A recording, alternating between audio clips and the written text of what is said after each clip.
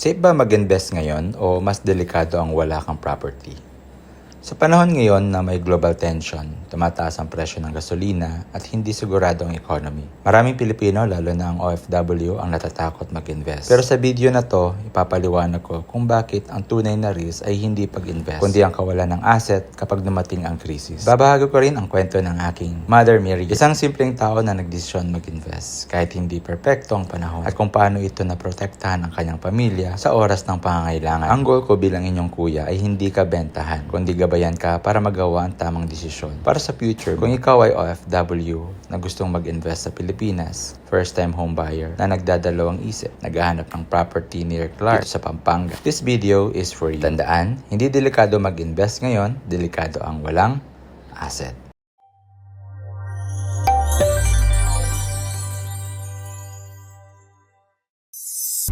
Hello mga kasanting! Kumusta po kayo? At yung title ng ating vlog for today, Hindi delikadong mag-invest ngayon. Ang delikado ay walang asset. walang asset. Alright guys, so bakit nga ba nasabi namin yon? During uncertain time, syempre people are panicking, no? Fuel surges dun sa mataas ang bilihin, damay-damay lahat yan. Pero alam nyo ba guys, na mas delikado kung hindi ka naghanda. Like for example, preparing yourself, building an asset, no?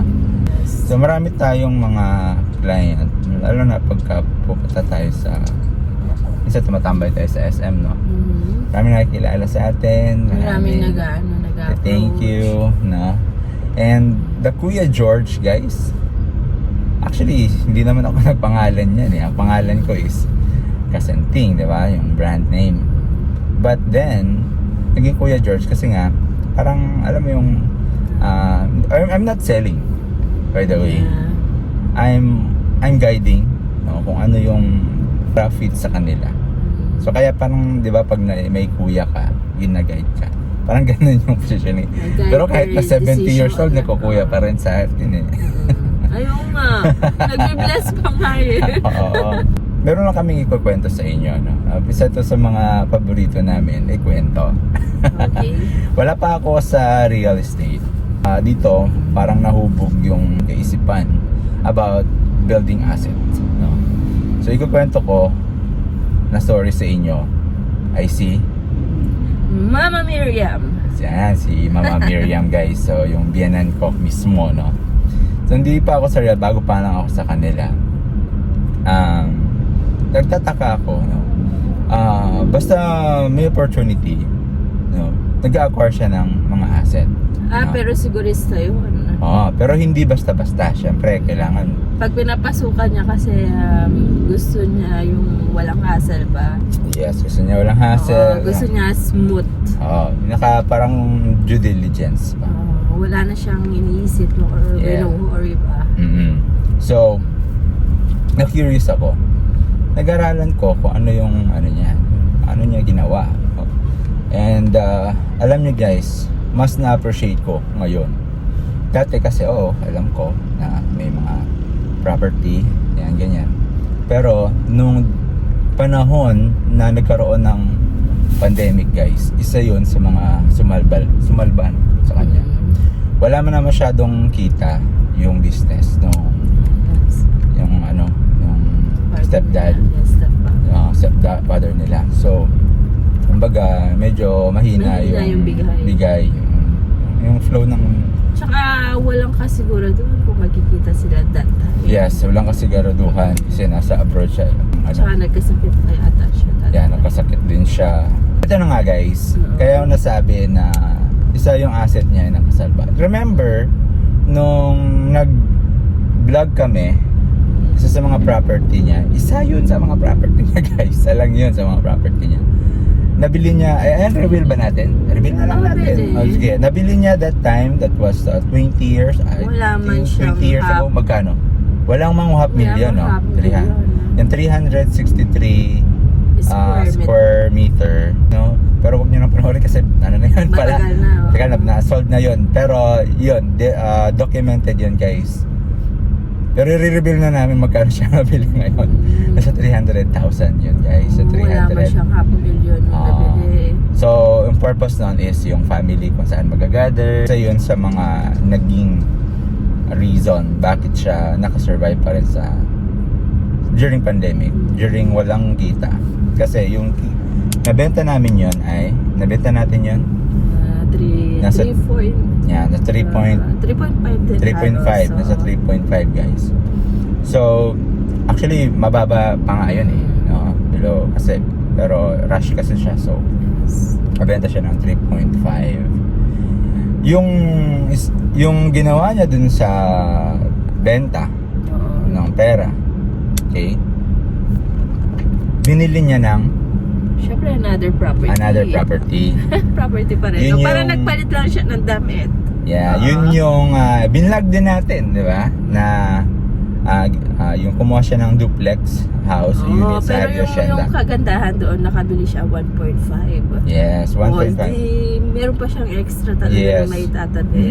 And then yung yung pera na dun sa nabenta niya, nilagay niya naman sa Pag-ibig. MP2. Kasi ayaw niya naghahawak ng pera. Yes, ayaw kasi niya. iniisip niya, pag hawak mo ang pera, Yes. bilis magastos. Yes. Then, eto na nga guys, grabe no. Yung binili niyang property, no?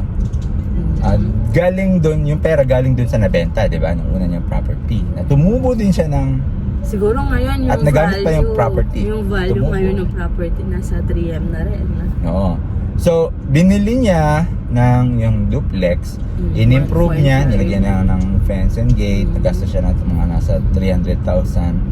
So, barang total acquire asset nun is nasa 1.8 ka mo na kasi siya additional. Binlag namin. Yes. Naghanap kami ng mag-upa doon. Okay? Ang nakakuha kami ng mag-upa. Okay? Yung nag-upa, company. Sabi guys, company. Re-reveal ba natin kung magkano? Pwede. Sige. 25,000 solid guys. So, naging Kasi, na yung property na yun, naging company. rental income na siya. Yes, naging rental income siya. Kaya ngayon, kahit na nagtatanim-tanim siya, kahit ngayon nasa siya, Yung parang feeling niya, yung monthly niya, para siya nagtatrabaho na may income ba?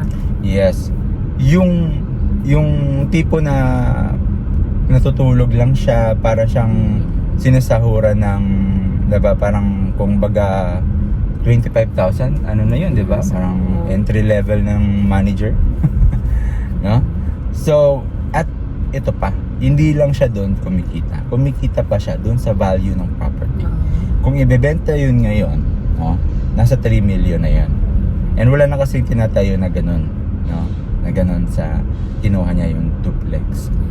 Di ba? And yung sobra na pera, yung P2, kasi ayaw na niyang mag-release ng other investment kasi okay na siya. O good na siya. What I mean by that is yung asset, nag-iisang asset, guys. Yung seed money na 300,000 last 20 Napapalago. years ago. 20 years ago. Alright? Malaking pera yan 20 years ago. Pero kalakasan niya nun eh. Diba? Kalakasan niya ng benta. Pero hindi niya ginastos. Hindi na ako nasusunod saan. And ngayon guys, uncertain yung panahon. Lahat nagbabago. Pero yung asset natin, tumataas. Kaya namin nasabi na ang delikado ang mag-invest ngayon. ngayon. Ang delikado ay Walang asset. walang asset. So kaya namin, isa lang ito sa mga kwento namin guys. So gagawa pa kami ng mga another kwento kasi marami no. Every transaction has different story. And we are in the 6 years na dito sa industry na to. Saka yung Patotoo. mga ibang property ni Mama, ha? Okay, balik tayo. Oo, Yes. diba? May mga iba pa siyang property. Oh, syempre hindi na natin na- sasabihin. hindi- Kwento pa ba natin yung property na binigay sa'yo? Oh guys, so parang yung grabe. tinitirhan din namin ngayon. Yes, is free na. property niya rin. Property niya rin. Kaya doon kami eh. Kaya hindi namin natitiran talaga yung highway hacienda. Siya rin Ano, naman kasi vacation. yung nag-offer. Siya yung nag-offer. So, di ba? Why not? Free. And then guys, on top of that, ito, ganito siya mag-positioning sa mga anak niya. May mga kanya-kanya silang asset. Property. Asset, yung guys. parang pinine-prepare niya ba? Pinre-prepare. Grabe yung mindset niya, guys. Grabe. Hindi siya yung yung tipo na parang bright talaga, no? When times to investment, no? Pero Hindi, siguro regular sa lang. future, Cured niya, yung mga, yung anak niya, na may karoon talaga silang sarili nilang asset. At Yes. yung asset na yun na, guys, kata ko ba? Nag-generate din siya ng income. Hindi ganun kalaki, guys, kasi below 10,000 lang monthly. But, still, asset pa rin yun. Titled pa rin yun. Malaking lot pa rin yun sa ngayon, ha. Hindi ka na makakabili ng gano'n. So, grabe yung positioning. Nilagyan niya ng asset each anak niya. Kaya yung may loves ko, kaya love ko siya eh. Ano? May asset. Yan guys, ha. So, Pero ikaw yung mga naman ang malaking investment ko. Tandaan mo yan. so, ayan guys, kung gusto niyo i-position yung mga Ito yung anak niyo, pinakamahal kong investment. Pinakamataas yung value.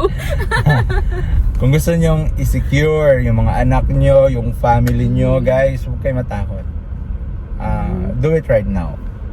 Itong So kami, kaya nag-ano rin kami ng mga asset is para sa mga anak natin. mga anak din namin na well, susundin ko talaga yung galawan nung nanay niya. Di ba? In times na parang pag na tayo, mag-evaporate na tayo.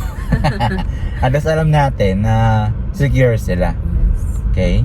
At kahit anumang mangyari sa mundo, anumang sigalot, mayroon pa rin silang uuwian. Kahit saan sila pumunta, guys. Ang dami kong mga client, guys. 30 years old, 30 years na nasa abroad, 50 years. Pag tumanda na, tapos na sila sa dream nila, chasing dreams nila, uwi pa rin yan. Yes. Uwi pa rin yan. Oo. Iba pa rin. Kaya ang Pilipinas, guys. Iba pa rin talaga.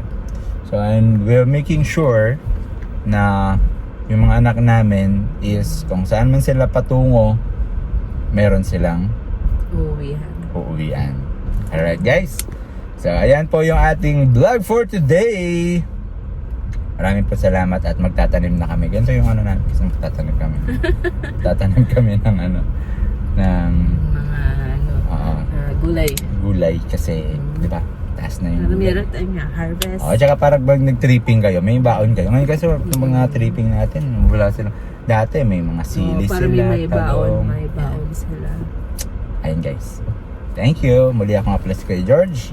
Ate Mitch. At kung gusto nyo yung mga video like this, storytelling about, investing, asset. Hindi naman to, guys, formal na, kwentuhan lang, na may laman. Subscribe and like, and also notification bell. Kung gusto nyo lang naman. Okay guys, maraming salamat sa panonood. Bye!